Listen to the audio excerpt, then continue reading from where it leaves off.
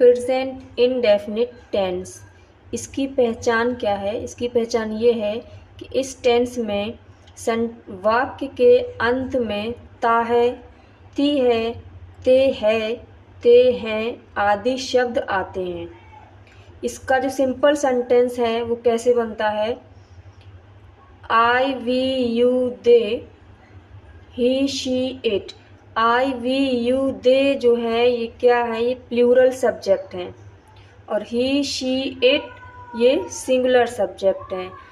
तो एक वचन कर्ता के साथ वर्ब की पहली फॉर्म के अंत में एस या ईएस लगाते हैं। अब एक वचन मैंने बताया ये क्या है? ही, शी, इट, ये सब सिंगुलर सब्जेक्ट हैं। तो इसके साथ जो वर्ब यूज़ होगी उसकी फर्स्ट फॉर्म होगी और उसके लास्ट में एस या ईएस लगेगा। प्लूरल सब्जेक्ट में वर्ब की फर्स्ट फॉर्म रहेगी लेकिन एस या ईएस नहीं लगेगा। तो प्रेजेंट इंडेफिनिट टेंस का जो निगेटिव सेंटेंस होता है उसमें क्या होता है? आई, वी, यू, दे इनके साथ डू नॉट लग जाता है और फिर वर्ब की फर्स्ट फॉर्म होती है। और ही, शी, इट ये सिंगुलर सब्जेक्ट हैं, सिंगुलर सब्जेक्ट के साथ डज नॉट लगाते हैं और वर्ब की फर्स्ट फॉर्म होती है। डू नॉट या डज नॉट के को कर्ता के अनुसार लगाकर इसके साथ वर्ब की फर्स्ट फॉर्म लगाते हैं। अब प्रश्नवाचक सेंटेंस यानी कि interrogative sentence do, I, we, you यानी कि डू को पहले लिख देते हैं, उसके बाद प्लूरल सब्जेक्ट लिखते हैं आई, वी, यू, दे और फिर वर्ब की फर्स्ट फॉर्म, फिर question mark. Does, he, she, it जब सिंगुलर सब्जेक्ट्स होते हैं जैसे कि ही, शी, इट उसमें क्या करते हैं? डज को पहले लिख देते हैं, फिर सिंगुलर सब्जेक्ट लिखते हैं, फिर वर्ब की फर्स्ट फॉर्म लिखते हैं और क्वेश्चन मार्क लगा देते हैं। कर्ता के अनुसार सबसे पहले डू या डज और कर्ता के बाद वर्ब की फर्स्ट फॉर्म लगाते हैं। अब प्रेजेंट कंटिन्यूअस टेंस, इसकी पहचान क्या है?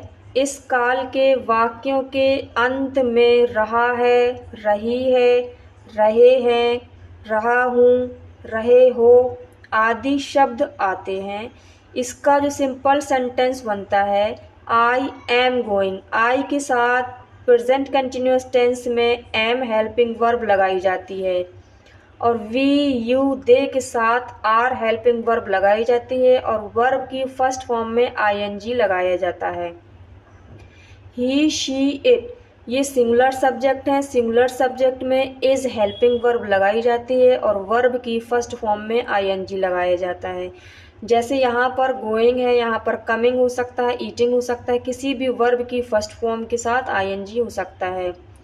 कर्ता के अनुसार is, are, is, am, are का प्रयोग सहायक क्रिया की तरह करके इसके साथ वर्ब की पहली फॉर्म में आईएनजी लगाकर बढ़ाकर लगाते हैं। सहायक क्रिया यानी कि हेल्पिंग वर्ब जो मैंने अभी आपको बताया इज, एम, आर। अब इसका नेगेटिव सेंटेंस कैसे बनता है? आई एम नॉट गोइंग, आई के साथ मैंने बताया एम लगाया जाता है और एम के बाद नॉट लगा दिया जाता है और वर्ब की फर्स्ट फॉर्म में आईएनजी लगा दी जाती है। वी, यू, दे ये सारे प्लूरल सब्जेक्ट हैं, इनके साथ आर नॉट लगा के वर्ब की फर्स्ट फॉर्म में आईएनजी लगाया जाएगा। ही, शी, इट ये सिंगुलर सब्जेक्ट है, इसमें इज के साथ नॉट लगाकर वर्ब की फर्स्ट फॉर्म में आईएनजी लगाया जाता है। इज, एम, आर और आईएनजी लगी हुई क्रिया की पहली फॉर्म के बीच में नॉट लगाते हैं। देखिए आईएनजी लगी हुई फॉर्म और हेल्पिंग वर्ब के बीच में नॉट लगाते हैं। इज, आर, एम हो गया हेल्पिंग वर्ब और ये वर्ब की फर्स्ट फॉर्म प्लस आईएनजी हो गया, इन दोनों के बीच में नॉट लगाया जाता है। प्रश्नवाचक कैसे बनाया जाता है? Interrogative sentence present continuous tense के कैसे बनते हैं? एम आई गोइंग पहले हेल्पिंग वर्ब, फिर सब्जेक्ट, फिर वर्ब की फर्स्ट फॉर्म में आईएनजी। अब यहाँ पर आई है इसीलिए यहाँ पर एम पहले लगाया गया। Are, we, you, they we, you, they और प्लूरल सब्जेक्ट के साथ आर लगाते हैं पहले, फिर प्लूरल सब्जेक्ट लिखते हैं, फिर वर्ब की फर्स्ट फॉर्म में आईएनजी लगाकर क्वेश्चन मार्क लगाते हैं। Is, he, she, it. Is किसके साथ लगता है? सिंगुलर सब्जेक्ट के साथ। ही, शी, इट क्या है? सिंगुलर सब्जेक्ट्स हैं। इसके साथ पहले इज लगाएंगे, फिर सिंगुलर सब्जेक्ट लिखेंगे, फिर वर्ब की फर्स्ट फॉर्म के साथ आईएनजी लगाकर क्वेश्चन मार्क लगा देंगे। कर्ता के अनुसार सबसे पहले सहायक क्रिया यानी कि helping verb is, am, are और कर्ता के बाद आईएनजी लगी हुई क्रिया की पहली फॉर्म लगाते हैं। कर्ता यानी कि सब्जेक्ट होता है। अगर इंग्लिश मीडियम के लोग नहीं जानते हैं कि कर्ता क्या होता है, तो कर्ता सब्जेक्ट होता है। सहायक क्रिया मीन्स हेल्पिंग वर्ब यानी कि इज, आर, एम, और क्रिया यानी कि वर्ब पहली फॉर्म, वर्ब की फर्स्ट फॉर्म को पहली फॉर्म बोलते हैं, first form of the verb. अब यहाँ पर एग्जाम्पल में गोइंग है, कमिंग हो सकता है, ईटिंग हो सकता है, जो भी वर्ब आप लगाना चाहें वो हो सकते हैं। अगर आपको इस वीडियो में ये 2 टेंस समझ में आ गए हो फ्रेंड्स, तो वीडियो को लाइक और शेयर करना ना भूलें, और अगर आप मेरे चैनल पर नए हैं तो चैनल को सब्सक्राइब भी कर लें। Thank you for watching this video.